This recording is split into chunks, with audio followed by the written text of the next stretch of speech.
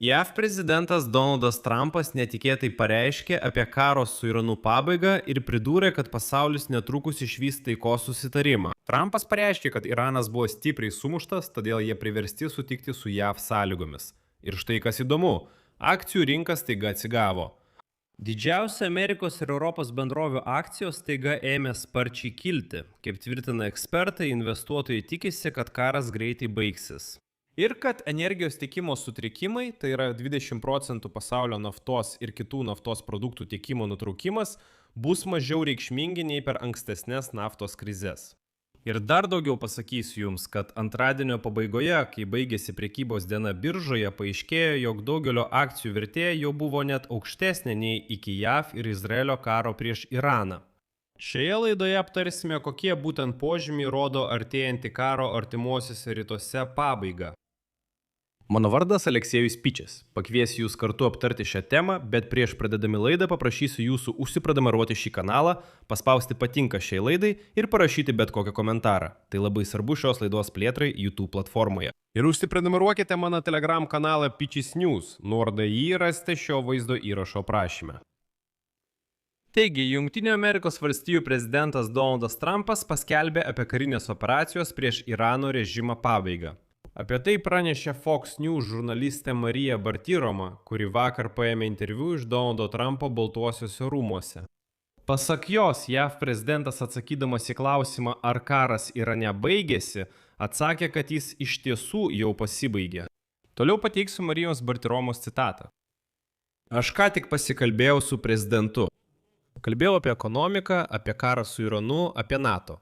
Vieną jo frazę pacituosiu atskirai. Aš jam pasakiau, jūs visada kalbate apie šį karą taip, lyg jis jau būtų praeityje. Ar jis jau baigėsi? Jis atsakė, jis baigėsi. Aš ką tik paskambinau prezidentui. Šiandien buvo nuostabus interviu. Ir jis daug kalbėjo apie ekonomiką, apie karą su Iranu, apie NATO. Vienas dalykas, kurį jam pasakiau. Jūs visada kalbate apie karą taip, lyg jis jau būtų praeityje. Aš paklausiau, ar karas baigėsi? Jis atsakė, kad baigėsi. Nors vėliau paaiškėjo, kad tai buvo labai gera žurnalistės gudrybė, siekiant atkreipti dėmesį į šį interviu, kurį žinoma pasirodė vėliau. Pačiame interviu Trumpas vis dėlto nesakė, kad operacija Irane jau baigėsi, o pasakė štai ką, cituoju. Aš manau, kad karas jau artėja prie pabaigos, mano nuomonė labai arti pabaigos. Jei aš dabar viską užbaigčiau, jiems prireiktų 20 metų, kad atstatytų šią šalį. Ir mes dar nebaigėme, pažiūrėsime, kas bus. Vėliau Trumpas pareiškė, kad susitarimas su Iranu, visai įmanoma, bus pasirašytas iki Didžiosios Britanijos karaliaus vizito į Jungtines Amerikos valstijas jau balandžio pabaigoje. Apie tai rašo britų leidinys Sky News ir pateikia Trumpo citatą. Tai įmanoma, visiškai įmanoma. Iranas buvo labai stipriai nusilpintas, todėl tai visiškai įmanoma. Be to, Trumpas pakomentavo santykius su Didžiosios Britanijos lyderiais. Jis pradėjo girti savo santykius su karaliumi. Ir dėmesio pridūrė, kad jam, cituoju, labai patinka ministras pirmininkas Kiras Starmeris. Tai labai keista, nes primenu, Donaldas Trumpas turbūt labiausiai žeidinėjo būtent Kirą Starmerį už tai, kad europiečiai apskritai atsisakė jam padėti kare artimuosiuose rytuose, kaip jis tik nevadino Kiro Starmerio. Dabar jis sako, ne, man jis labai patinka, geras ministras pirmininkas, aš su jais turiu labai gerus santykius. Tačiau toliau JAV prezidento paklausė apie ypatingus santykius su Didžiąja Britanija būklę, nes jie iš tiesų visada buvo ypatingi. Ir čia Donaldas Trumpas staiga, atsiprašau, pakeitė nuomonę ir sako, kokie santykiai, apie ką jūs kalbate. Pacituosiu. Kaip vystosi mūsų santykiai, tai tokie santykiai, kai mes prašėme jų pagalbos, o jų nebuvo. Kai mums jų reikėjo, jų nebuvo. Kai mums jų nereikėjo, jų taip pat nebuvo. Ir jų iki šiol nėra. Nepaisant to, jau balandžio 21 dieną baigsis paliaubų laikotarpis tarp JAV ir Irano. Ir štai pakistaniečių tarpininkai aktyviai bando sudaryti susitarimą. Amerikos pareigūnai pareiškė, kad pagrindų susitarimas dėl karo pabaigos jau beveik paruoštas. Ir iki balandžio 21 dienos jį tikrai spės pasirašyti. Na, o tada beliks techniškai jį užbaigti ir paversti pilnaverčių susitarimų dėl karo pabaigos apskritai. Bet žinote, panašu, kad labiausiai greitų karo pabaiga tiki akcijų rinka.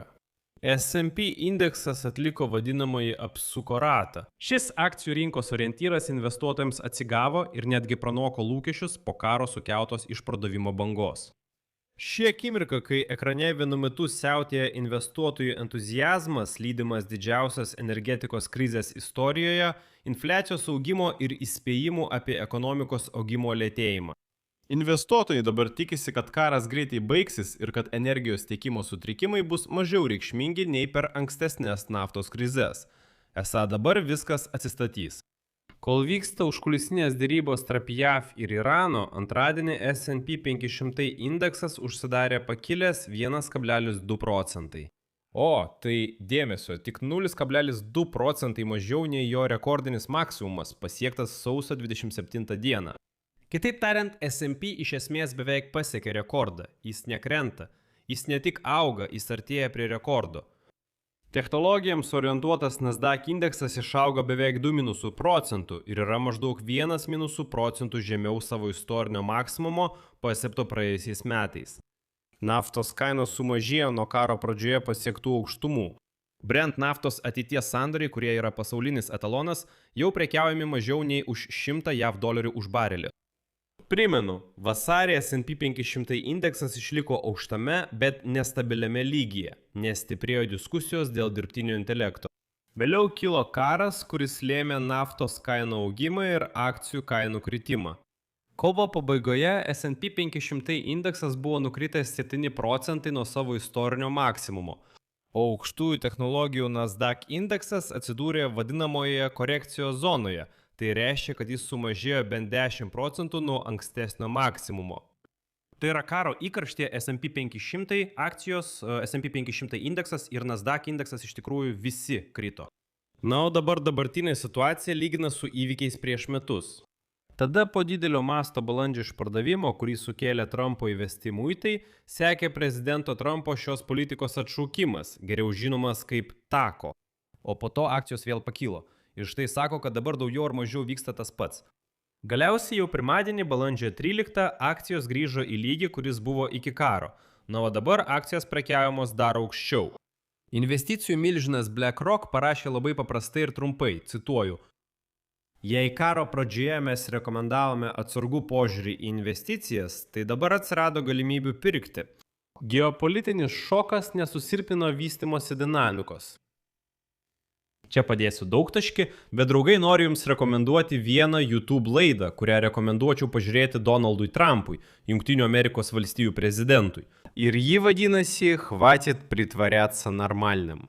Tai yra mano mėgstamiausio psichologo laida. Jau seniai jums rekomenduoju šį YouTube kanalą. Nuoroda į jį bus aprašyme. Užeikite, pažiūrėkite. Ten puikiai paaiškinama, kad mes visi nuolat stengiamės prisitaikyti prie aplinkinių. Stengiamės slopinti kai kurias savo charakterio savybės ir ne tik. Ir taip patys save žinote, šiek tiek užgniaužiame. Todėl rekomenduoju pažiūrėti šią laidą. Nuorodą paliksiu aprašyme ir prisegtame komentare po šią laidą. Ir draugai, būtinai pereikite, žiūrėkite ir prenumeruokite. Tiek šį kartą. Saugokite save. Visiems kol kas.